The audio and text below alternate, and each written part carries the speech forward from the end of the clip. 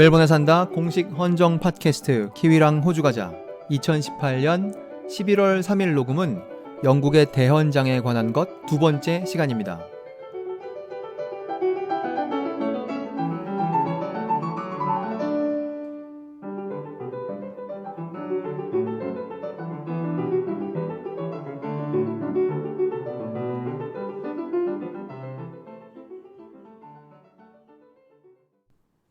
대헌장에 관한 본론으로 들어가기 전에 오늘은 날씨 얘기를 좀 하겠습니다. 제가 지금 시드니에 있고 지금 11월 3일 오후인데 어제 시드니의 최고 기온이 37도였어요. 그리고 오늘은 35도였고 그리고 앞으로 3일 동안 28, 31, 34 이렇게 될 거라고 합니다. 그러니까 그 5일 동안 37, 35, 28, 31, 34가 최고 기온이고 최저 기온은 뭐 낮이면 15도, 높으면 23, 4도 그 정도가 지금 시드니의 날씨예요. 시드니의 기온이죠. 과거에 한국의 건설 근로자들께서 사우디아라비아에 가서 이 건설 노동을 하면서 그 더위와 싸웠다 이런 얘기를 우리가 들었는데요. 그래서 제가 궁금해서 사우디아라비아의 리야드의 날씨를 지금 보러 왔어요. 예보 일기예보에 보러 왔는데 최고 기온을 쭉 읽으면 28, 28, 28, 30, 31, 28이에요. 그러니까 시드니보다 덥지 않죠, 사우디아라비아가. 그러니까 과거에 들었던 이야기, 더운 데 가서 열심히 일했다. 그분들 뭐 열심히 일하셨겠지만 그분들은 적어도 우리가 지금 경험하고 있는 시드니의 더위, 이것보다는 온도가 좀 낮은 더위를 경험하시지 않으셨을까 제가 짐작합니다. 물론 뭐 사막에서 바람이 불었다거나 그런 것은 있었겠지만 하여튼 온도만으로 보았을 때 시드니가 상당히 더운 곳이죠. 지금 그렇습니다. 그래서 이제 여름이 시작되었어요. 이 녹음을 호주가 아닌 곳에서 들으시는 분들을 위해 제가 멜번의 최고 기온도 일기예보에 나와 있는 것을 읽어보겠습니다. 21, 23, 15, 19, 16, 17 이거예요. 그러니까 멜번과 시드니의 최고 기온은 적어도 이번 주에는 뭐 한 적으면 5, 6도, 많으면 10도 이상 차이가 납니다. 거기까지가 날씨의 이야기였고요. 다음에는 지난 며칠 동안 키위랑 호주 가자를 들어주신 청취자 여러분, 로그인을 하시고 들어주신 분들의 닉네임을, 로그인 네임이죠, 을 제가 읽도록 하겠습니다. 착한 악마님이 제일 많이 들으셨어요. 착한 악마님, 멜스카이님, 623BD님, 167cm님, 꼬꼬아범님, 본다이님, 키위엔젠님, 페르시아 융단 74님, 아제아제 바라님, 쿡테님, 멜번에 산다님, 그리고 7 솔스톤님, 이렇게 키위랑 호주 과자를 들어주신 분들입니다. 들어주셔서 감사합니다. 제가 이걸 읽을 때마다 말씀드리지만 나의 닉네임이 이렇게 읽히는 것을 원하지 않는다고 생각하시는 분들은 로그 아웃을 하시고 들어주시면 제가 어떤 분이 들으시는지를 알 수가 없습니다. 그러니까 그걸 원하신다면 로그 아웃을 하고 들어주시기 바랍니다. 지난번 녹음에서부터 이 대헌장, 영국의 대헌장 매그나 카타를 다루고 있는데 그거는 왜 시작하게 됐느냐 하면 뉴스에 그 영국에 있는 어떤 사람이 그 솔스버리 성당에 있는 그 매그나 카타를 훔쳐가려고 그 유리장을 막 망치로 치고 그래서 그러다가 잡혔죠. 그래서 그걸 보고 제가 캔버라에 있는 매그나 카타가 생각이 나서 이번에 한번 매그나 카타를 알아보려고 그것에 관한 녹음을 하고 있습니다. 제가 이거를 두 가지 관점에서 보겠다고 했어요. 하나는 법률, 헌법이라는 관점에서 보겠다고 했고 다른 하나는 왕실이라는 관점에서 보겠다고 해서 지난번 시간에는 헌법에 대해서 조금 알아보고 법률에 대해서 조금 알아보고 그 다음에 그 대헌장에 나와 있는 내용을 좀 읽어봤죠. 그래서 좀 가깝게 느낄 수 있도록 도대체 뭘 약속했다는 것인가 그걸 가깝게 느낄 수 있도록 조금 읽어봤습니다. 이 여기저기 나온 글에 의하면 이것이 가진 의미는, 가장 중요한 의미는 왕도 법을 지킨다. 그러니까 왕이 법 위에 있는 어떤 존재가 아니라 왕도 법을 지킨다라는 합의를 하게 된 초창기 약속 중에 하나라는 거죠. 그래서 그것이 이제 이 기록에 남아 있어서 이것을 의미 있게 생각하는 것이고 지금은 뭐 왕이 법을 지키지 않는다는 걸 상상할 수가 없죠. 그래서 그런 전통이 여기서 영국에서는 그런 전통이 여기서 시작된 것이다. 이제 그런 의미에서 이걸 보고 있는 것이고요. 2015년에 시드니 모닝 헤럴드에 이 대헌장 매그나 카타에 대한 기사가 났어요. 그 기사는 그 마그나 카타에 대한 9가지 질문을 하고 그 9가지 질문에 대한 대답을 얻음으로써 그것에 대한 이해를 가져보는 것인데 그것 중 네 번째 질문이 이거예요. What is Magna Carta's greatest achievement? 마그나 카타의 대헌장의 가장 중요한 업적, 가장 커다란 업적이 무엇입니까? 정답 굉장히 간단한데요. It placed the king under the law. 그 왕을 법률 아래 놓았다. 그러니까 왕도 법을 지켜야 한다. 이제 이게 여기서 시작됐다는 것이죠. 이 두 번째 녹음에서는 그거를 서명한 집 혹은 그걸 공식화한 집, 그 영국의 왕실이죠. 그 사람들과 이제 캔버라에 와 있는 이 판본, 이거는 뭐 사실 인쇄한 것이 아니니까 판본이라고 하면 완전히 정확하진 않지만 그게 우리한테 좀 익숙한 단어니까 그런 단어를 섞어서 쓰겠습니다. 엄밀하게 말하면 필사본이라고 해야 되겠죠. 그게 인쇄의 결과가 아니고 손으로 쓴 거니까. 그래서 우선 그거를 공식화한 그 왕족, 그 집안에 대해서 알아보려고 합니다. 지난 시간에도 잠깐 얘기했었는데 이 프로젝트 브리튼이라는 웹페이지에 오면 그 집, 그 왕실, 그 집에 대해서 간단히 말해놨어요. 그 집이 플랜테지닛라는 집인데 그 사람들은 The House of, 여기 적혀있기를 The House of Plantagenets ruled for 331 years 라고 적어놨어요. 그러니까 이 왕실이 331년 동안 영국을 통치한 사람들이에요. 1154년부터 1485년까지. 근데 뭐 시간이 길고 왕이 여러 사람이 있으니까 뭐 한 명 한 명을 비교하면 성격이 다를 수 있죠. 하지만 기본적으로 이 같은 집안이고 이 사람들은 기본적으로 프랑스에서 온 사람들입니다. 그 플랜테지넷 집안을 설명한 위키피디아의 글이 있는데요. 그 글의 제목이 House of Plantagenet이에요. 그 첫 번째 문장이 이거예요. The House of Plantagenet was a royal house, 왕실이었는데 which originated from, 어디에서 왔느냐 하면 the lands of Anjou in France, 프랑스의 앙주라는 동네에서 온 사람들이다. 이게 앙주가 불어니까 이 제대로 된 발음을 한번 들어보시죠. Anjou, Anjou, French. 그게 발음이라고 합니다. 대헌장을 공식화한 왕이 존이라는 사람인데요. 사실 뭐 그걸 서명을 한 건 아니고 사인을 한 건 아니고 인장을 찍어서 공식화했는데 이 사람이 8남매 중에 막내예요. 그러니까 자기 아버지가 왕인데 자기한테 왕이 될 차례가 돌아오려면 누나들은 제외한다 하더라도 형이 4명 있는데 그 형이 다 죽어야 자기가 왕이 될 수 있어요. 그러니까 처음에는 이 사람이 왕이 될 가능성이 별로 없는 사람이었는데 놀랍게도 자기 형 4명이 다 죽습니다. 그래서 결국 이 사람이 왕이 되죠. 이 사람 형 중에 유명한 사람이 한 명 있어요. 우리가 잘 알고 있는 사람. 사자왕 리처드, 한국말로 그렇게 부르고 영어로는 리처드 더 라이언 하트라고 부르는 사람 있죠.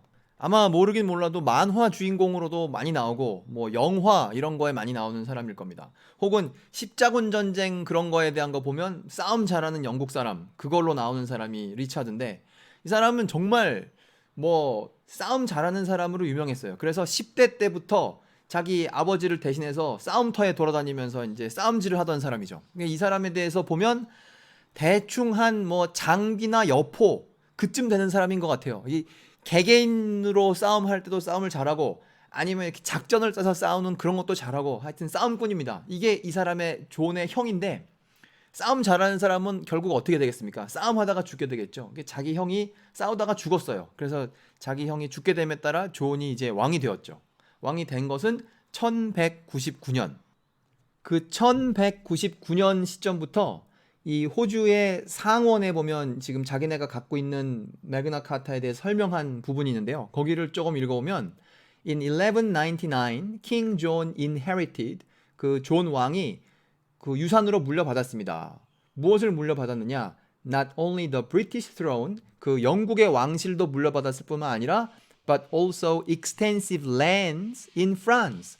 프랑스에 있는 많은 땅을 물려받았어요. 그러니까 양쪽에 있는 땅을 물려받았죠. 그 프랑스에 있는 땅은 어떻게 생기게 된 땅이냐면 acquired by his father Henry II through inheritance and war.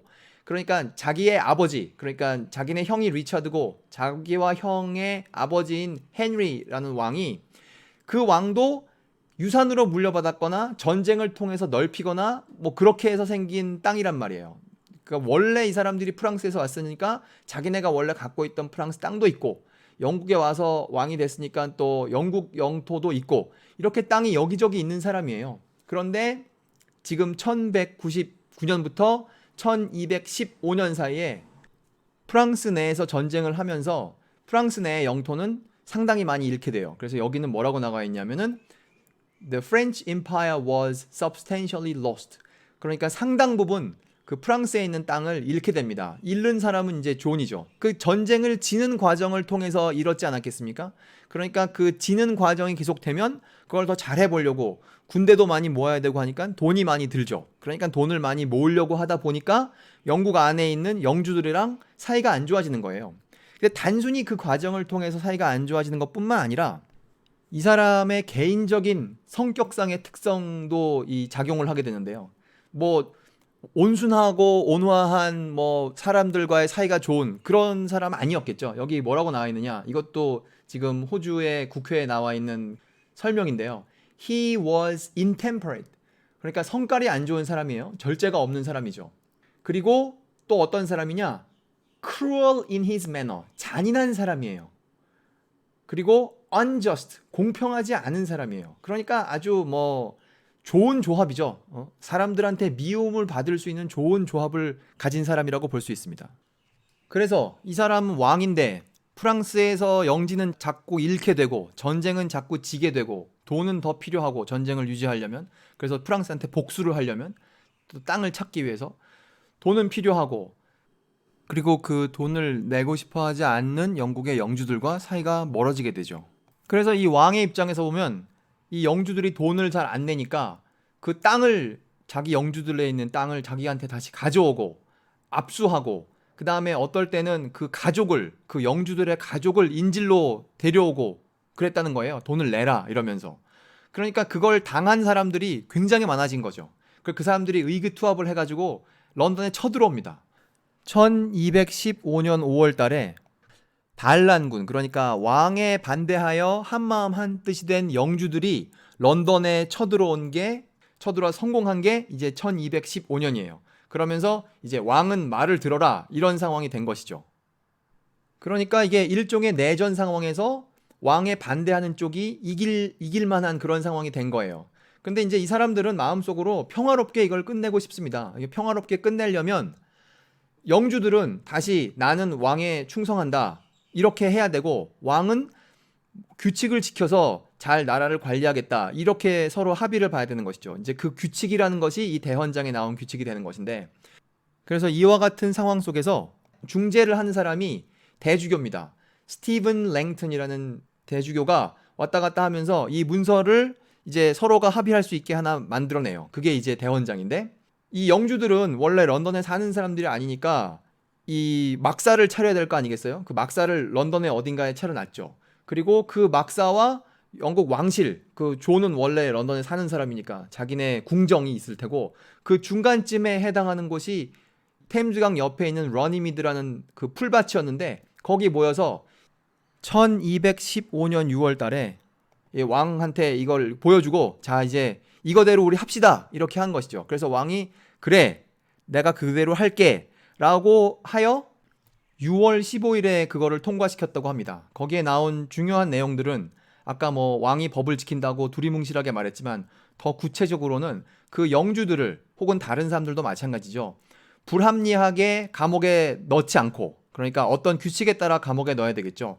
그 다음에 법률적인 판단을 내려줘야 될 때는 그거를 지연시키지 말고 빨리빨리 그거를 처리를 하며 그 다음에 돈을 너무 많이 걷어가지 않고 그 왕이 영주들한테 뭐 이런 내용들을 합의를 본 거예요. 하지만 그 왕의 마음속에 이거를 정말로 이렇게 할 마음은 전혀 없었습니다. 이거를 지금 6월 달에 이렇게 했다고 하잖아요. 7월 달에 교황한테 이 사람이 연락을 합니다. 연락의 내용은 이런 거죠. 여기 지금 영주들이라는 것들이 내 말은 듣지 않고 날더러 이런 거를 하라고 한다. 이게 말이나 됩니까? 이렇게 연락을 한 거예요. 그래서 그 말을 들은 교황은 이 사건에 관한 자신의 지시사항을 이제 런던으로 보냅니다. 그것을 적은 편지는 8월 24일에 교황이 적었고요. 그 당시에 교황은 이노센트 3세라고 그래요. 그래서 이제 그 편지가 런던에 도착하는 것은 9월 말이죠. 그 교황에게서 온 지시사항 속에 그 헌장에 대해서 교황이 뭐라고 말하느냐? 그 대헌장은 not only shameful and demeaning, 그러니까 수치스럽고 모욕적일 뿐만 아니라, 그리고 그 다음에 뭐라고 써 있느냐?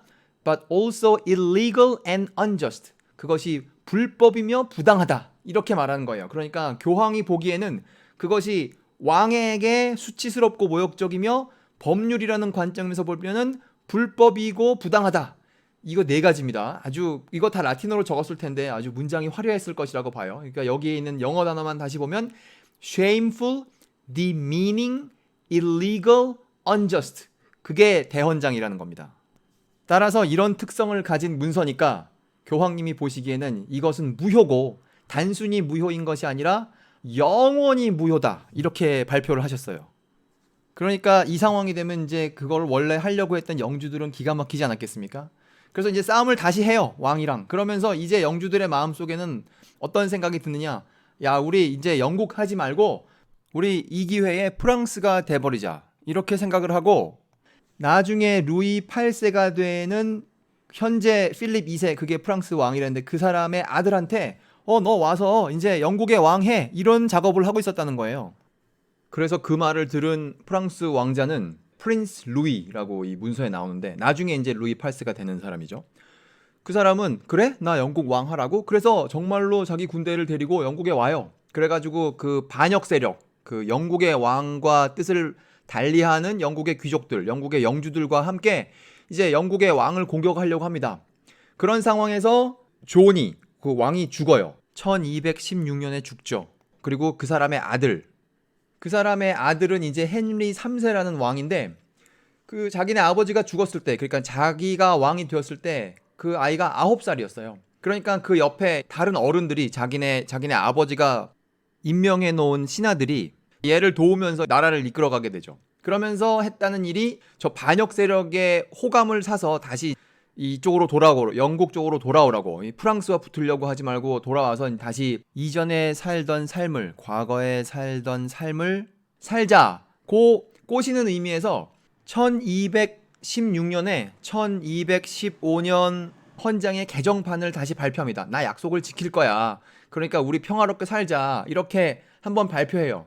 그런데 그게 안 먹히죠. 그래서 그 1216년 판 대헌장이 발표된 뒤의 결과를 이 문서에는 뭐라고 표현하고 있느냐 하면 The move was not successful. 그런 그 노력은 성공하지 못했습니다. And the opposition to Henry's new government, 새로 왕이 된 헨리 왕의 정부에 대한 저항은 hardened, 더 강해졌습니다. 그래서 우리가 지금까지 두 개의 헌장을 알게 된 거예요. 2015년의 원판, 그리고 2016년에 약간 개정해서 개정판, 아직 뭐 대동소이합니다. 그 두 개가 있어요. 그리고 나서 이제 1217년 그 다음 해가 되죠. 그 다음 해에도 계속 그 프랑스 왕자는 영국의 반역 세력들, 영국의 그 영주들과 함께 힘을 모아서 영국을 무너뜨리고 자기가 이제 영국의 왕이 되려고 하는데 그게 잘 안 됩니다. 그래가지고 이제 결국 내가 이거 못하겠다 이렇게 판단을 내리고 영국 정부랑 어떻게 합의를 보냐면 내가 집에 갈 테니까, 내가 프랑스로 갈 테니까 나를 따라서 함께 싸웠던 그 영국의 영주들, 그 사람들은 그냥 원래 다시 자기 땅으로 가서 잘 살 수 있도록 그렇게 해달라, 이렇게 요구를 해요. 그래서 그런 대화를 완성하는 방법으로 조약을 맺어요. 그 조약을 맺고 좀 있다가 영국 왕이 내가 이제 약속을 잘 지켜서 귀족들과, 즉 영주들과 잘 해보겠다, 이런 의미로 또 다시 약간 개정판을 만들어서 1217년에 다시 대헌장을 발표합니다. 그러니까 우리 지금 대헌장 3개를 본 거예요. 약간 다르긴 하지만 뭐 그냥 같은 대헌장이라고 부르겠습니다. 1215년, 1216년, 1217년. 그러니까 대헌장의 초창기 시절에는 매년 한 번씩 그걸 할 일이 있었던 것이죠. 그러다가 이제 17년을 끝으로 매년 하는 일은 멈춥니다. 그리고 나서 이제 1217년이 되면 이 아이의 나이가 몇 살이 됩니까? 원래 9살에 시작했는데 이제 한 살 더 먹었으니까 10살이 된 거 아니에요? 그러니까 이때까지도 이 아이는 뭐 별로 생각이 없었을 겁니다. 그리고 자기의 판단이 아니었죠. 그러다가 세월이 흘러요. 거기서부터 8년이 흘러요. 그러다가 이 왕이 얘가 18살이 되잖아요. 이 1225년이 됐을 때 그 아까 여기 영국 내에서 싸우다가 집에 돌아간 프랑스 왕자, 이제 그 사람이 왕이 되었어요. 그래서 그 사람이 왕이 되어서 그 플랜테지넷 가문이 그때까지도 프랑스에 갖고 있던 그 땅에 쳐들어오는 거예요. 영국의 왕은 프랑스에서 전쟁을 해야 되는 것이죠. 그 전쟁을 하려면 뭐가 필요하겠습니까? 돈이 필요해요. 그래서 돈을 4만 파운드를 좀 걷어보려고 합니다. 그러니까 영국 안에 있는 영주들이 4만 파운드를 이렇게 주려고 하다가 너 그 대헌장에 있는 거 지킬 거야? 이렇게 되는 거죠. 왕한테. 그러니까 왕은 애매한 상황이에요. 안 지키고 싶은데 돈을 받으려면 지킨다고 해야 되니까 그냥 어쩔 수 없이 그래 내가 그거 지킬게 그리고 전쟁을 하려고 돈을 받습니다. 그래서 여기까지 대헌장은 4번 발표가 되었다는 걸 알 수 있어요.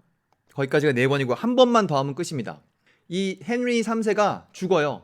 1272년에. 그러니까 왕을 65살이 될 때까지 왕을 하는 거죠. 9살 때부터 해가지고. 그러니까 왕을 얼마나 오래 하는 겁니까? 그리고 나서 이 사람 아들이 왕이 됩니다. 그 사람 아들 에드워드 1세라는 사람이 왕이 되는데 1297년에 이게 1297년이 마지막인데 1297년에 세금을 또 거둘 일이 더 생겼어요. 그러니까 새로운 세금을 걷고 싶어졌죠. 세금을 거두려면 또 돈 내는 사람들이 새로운 세금을 거두려면 또 돈 내는 사람들이 너 니네 아버지랑 니네 할아버지가 통과시킨 그거 대헌장 너 지킬 거야? 이런 상태가 된 것이죠. 그래서 왕은 새로운 세금을 걷기 위해서 어쩔 수 없이 이거에 합의를 봤는데 이제 이거 97년이니까 처음 시작한 1215년부터 생각하면 이거 지금 82년째 이걸 하고 있는 거 아닙니까? 그래서 이제는 이것에 대한 공감대가 넓어졌어요. 그래서 이걸 어떻게 하기로 했냐면 이것의 복사본을 전국에다가 보내가지고 다 전국에서 갖고 있고 1년에 2번씩 사람들에게 이 내용을 다시 알려주고 그러니까 모인 다음에 이걸 읽어주겠죠. 그리고 그때부터 법적인 판단을 내릴 때 이 문서에 1297년 발표된 대헌장에 위배되면 그 법적인 판단, 무슨 판결이건 그런 것들은 무효가 되는 거예요. 그러니까 이제 그 문서가 전국적으로 필요하겠죠. 그래서 그걸 전국적으로 보내줬는데 그러니까 그걸 여러 개 만들었을 거예요. 그런데 그 1297년에 만든 그 원판 중 4개가 지금 살아남아 있습니다. 그중 2개는 런던에 있고 그중 1개는 워싱턴 DC에 있는데 그 나머지 1개가 결국 호주에 오죠. 걔는 어떻게 시작되느냐 하면 1297년에 Sheriff of Surrey, 그 런던의 왼쪽 아래에 있는, 즉 서남쪽에 있는 서리라는 동네에 있는 셰리프한테, 그 셰리프는 법을 집행하는 지방기관이라고 하는데 거기다가 이걸 1개 보냈는데 이제 거기서 그걸 쓰고 있었겠죠. 그 당시에는 13세기, 14세기에는. 그러다가 사라졌어요. 그게 어떻게 됐는지 몰라요. 그러다가 그게 20세기에 발견이 됐습니다. 아주 오래된 학교에서. 한국으로 치면은 도산서원 같은 걸 생각하면 어떨까 해요. 그런 데서 그것이 발견이 됐어요. 그러니까 원본 4개 중에 1개가 거기서 발견이 된 것이죠. 거기서 발견됐을 때 호주에서 그걸 알게 되고 우리가 돈을 주고 살게 그렇게 해가지고 그러면 그걸 사가라. 그래서 호주에서 호주 정부가 그거를 가져다가 호주의 의회에다가 그거를 걸어놓게 되었죠. 자, 여기까지 달려왔으니까 정리를 좀 해보겠습니다. 오늘 이야기에 그렇게 여러 명의 왕이 등장하고 여러 버전의 여러 판본의 대헌장이 등장한 이유는 결국 지금 그 호주에 있는 것이 그 호주 국회에 걸려있는 대헌장이 무엇인가 어떤 것인가를 알아보기 위한 것이었어요. 그 과정에서 13세기의 영국 왕실이 어떤 사람들이었으며 그 사람들이 어떻게 살아갔는지도 알아보았고 그 과정에 대헌장이 몇 번 발표 혹은 개정되었는지 그런 것을 알아보게 되었습니다. 결국 1297년 판 대헌장이 법률이 되었고 그것의 원본 중 4개 그것이 남아있으며 그것 중 하나가 지금 현재 캔버라의 국회에 걸려 있다는 것을 알게 되었습니다. 멜번에 산다 공식 헌정 팟캐스트 키위랑 호주 가자. 지난번 녹음과 이번 녹음을 통하여 대헌장에 관하여 알아보았습니다. 들어주신 여러분 감사합니다.